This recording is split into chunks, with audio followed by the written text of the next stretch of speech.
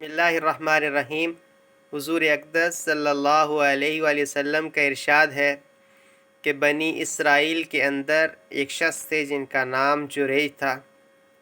वो नहायत ही मुत्तक़ी और अल्लाह ताला की इबादत करने वाले शख्स थे। वो एक दिन अपने इबादत खाना में नमाज पढ़ रहे थे तो उनकी वालदा आईं, उनको आवाज़ दी।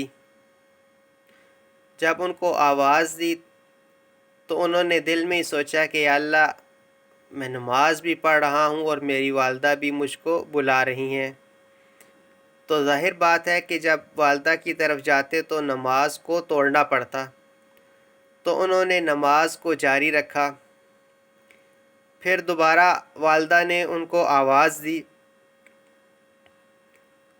तो उन्होंने फिर जवाब ना दिया। फिर उन्होंने दिल में यही बात सोची, मैं नमाज भी पढ़ रहा हूँ और वालदा भी बुला रही हैं, अगर वालदा की बात सुनता हूँ तो नमाज तो तोड़नी पड़ेगी।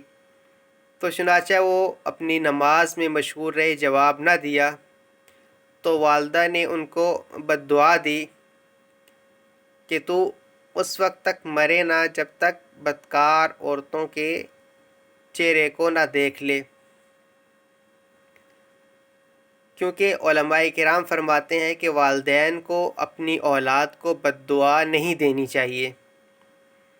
लुक़मान अलैहिस्सलाम ने अपने बेटे को वसीयत की थी कि बेटा, कसरत के साथ अल्लाहुम्मा ग़फ़िरली पढ़ते रहा करो, क्योंकि दिन और रात के अंदर कबूलियत की घड़ियों में से एक घड़ी होती है। यानी 24 घंटे के अंदर एक ऐसा वक्त ज़रूर होता है जिसमें इंसान की दुआ कबूल ज़रूर होती है।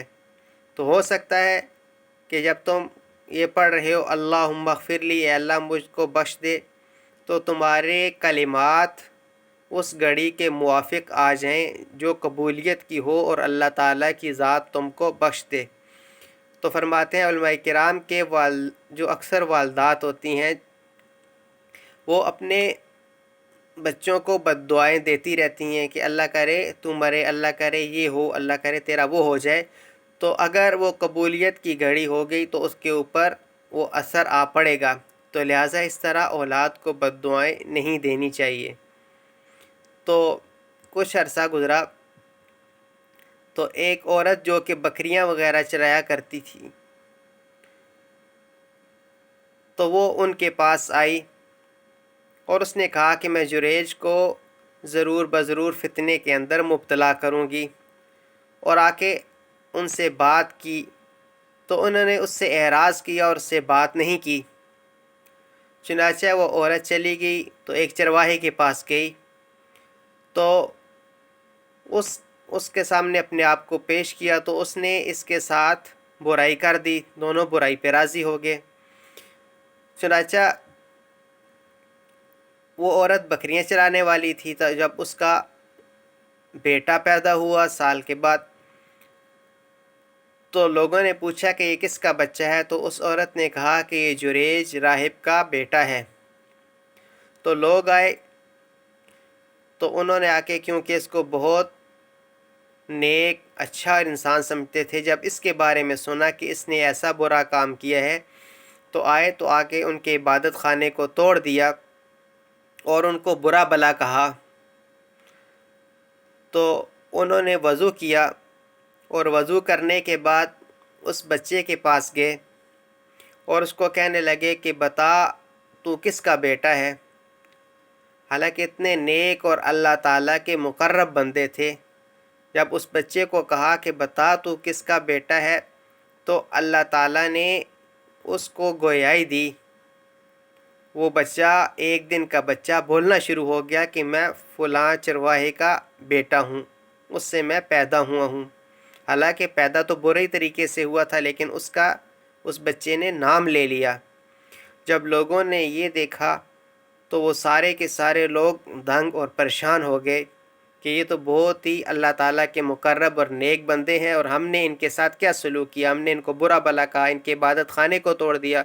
तो उन्होंने कहा कि हम आपको सोने का इबादत खाना बना के देंगे, सोने का सोमता बना के देंगे, आप उसमें इबादत करें। انہوں نے کہا نہیں تم مجھے صرف مٹی کا ہی بنا دو جو میرا توڑا ہے. تو لیکن اللہ تعالیٰ نے ان کو کس طرح شر سے محفوظ رکھا ان کی نیکی اور تقوی کی وجہ سے. لیکن والدہ کی بد دعا سے وہ بچ نہ پائے. حالانکہ اللہ تعالیٰ کے کتنے مقرب بندے تھے کہ جب بچے کے پاس گئے تو بچہ ان کی بات کے اوپر بولنا شروع ہو گیا. اللہ تعالیٰ نے اس بچے کو گویائی دے دی. تو ان کا اللہ کے یہاں کتنا بڑا مقام تھا اور کتنا بڑا رتبہ تھا. لیکن اتنے بڑے مقام اور رتبے والا شخص بھی اپنی والدہ کی بد دعا سے نہ بچ سکا. تو میرے بھائیو، جو عام لوگ ہیں جو اپنے والدین کو تنگ کرتے ہیں، تو اگر والدین کی بد دعا ان کے حق میں نکلی تو ضرور بضرور قبول ہوگی یا نہ ہوگی. تو اس لیے اپنے والدین سے دعائیں لینی چاہیے، ان کی خدمت کرنی چاہیے، اور والدین کو بھی چاہیے کہ اپنی اولاد کو اس طرح بد دعائیں نہ دیا کریں.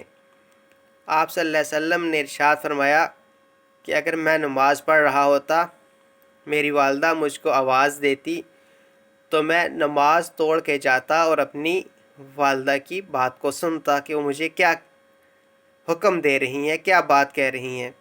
تو والدین کی بہت زیادہ عزت کرنی. اسی لیے قرآن میں فلا تقل لہما اف، ان کے سامنے انسان کو اف بھی نہیں کرنی چاہیے. وہ جس بات کا حکم دیں اس کو پورا کرنا چاہیے. ایک حدیث میں اس طرح بھی آتا ہے کہ والد